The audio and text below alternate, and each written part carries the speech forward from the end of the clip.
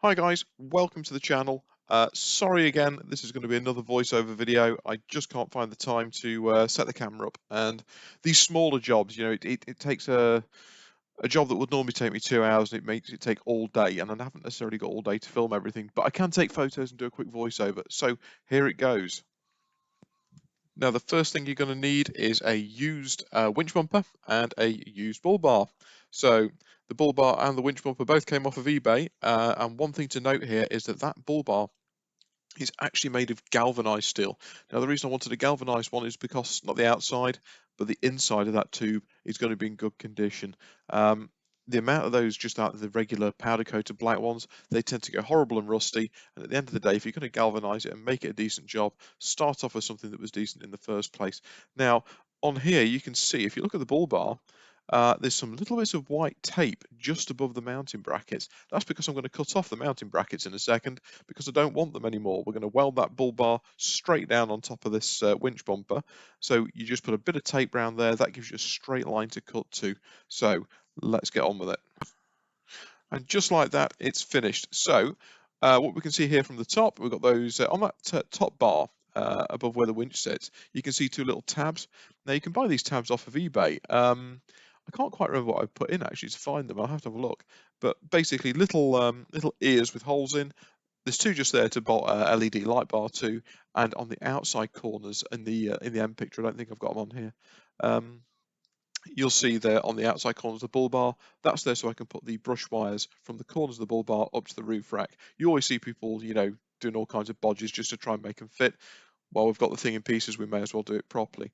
Right, following that, the last thing that this bumper had done to it before galvanizing, I said this in the last video about the front panel, but I'll say it again, and I don't have a picture of it unfortunately, is I took it to the shot blasters and had it shot blasted.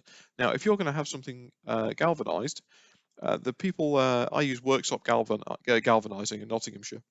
They're only too happy to do it for you, but they do ask that you bring it shot blasted. And the reason for that is when you get something galvanized before it goes into the zinc, they always give them an acid dip first. So, like for instance, inside that tube, um, there could be contaminants in there. It could be full of rust. It could be full of anything. I don't think it'll be rusty with it being galvanized, but either way.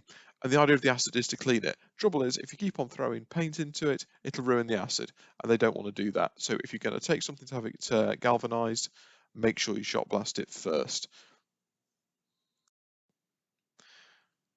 And here it is after it's come back from the galvanizing. Doesn't that look fantastic? So the entire investment in this piece is probably, I'd say it's probably about 150 quid, and that includes the little tabs as well. And it looks way, way better than 150 pounds worth.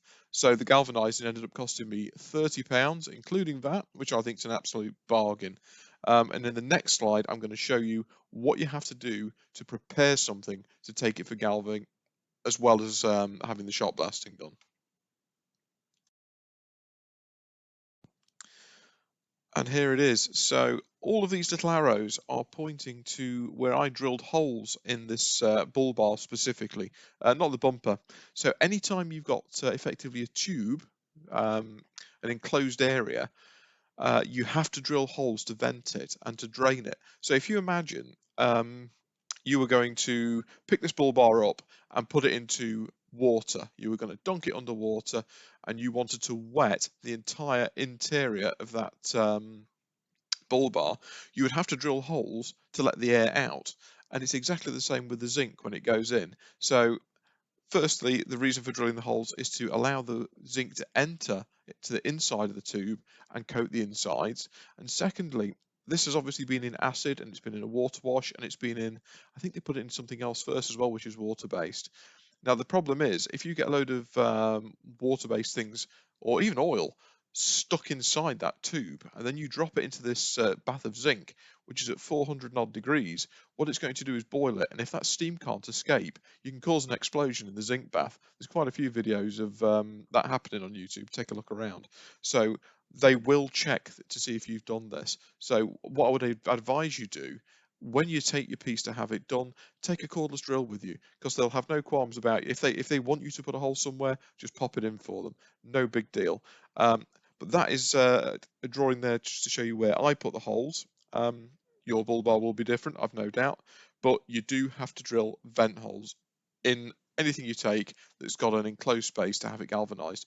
The worst that would happen is you have it galvanized and the galvanizing doesn't go inside the metal as well, which, to be perfectly honest, means you've just wasted your money because the inside is completely unprotected. So, with that said, thanks for watching. Like, comment, subscribe. Any questions, by all means, ask me. I always get back to people. And yeah, thanks for watching.